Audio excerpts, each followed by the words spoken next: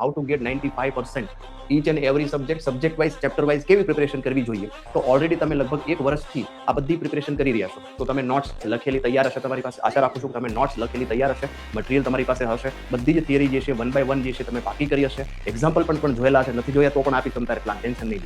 Okay, તો એનો મતલબ કે તમારે પહેલું સ્ટેપ જે છે પ્રેક્ટિસ, થિયોરી, એક્ઝામ્પલ અને MCQ, subject wise chapter wise આ પ્રેક્ટિસ કરવી અનિવાર્ય છે.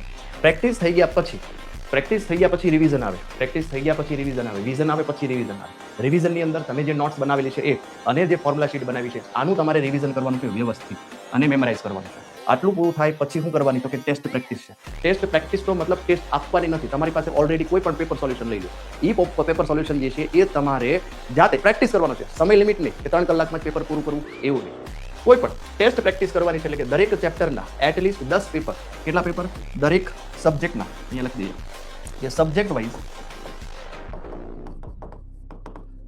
વાઇઝ 10 પેપર જે છે એ સોલ્વ કરવા જોઈએ.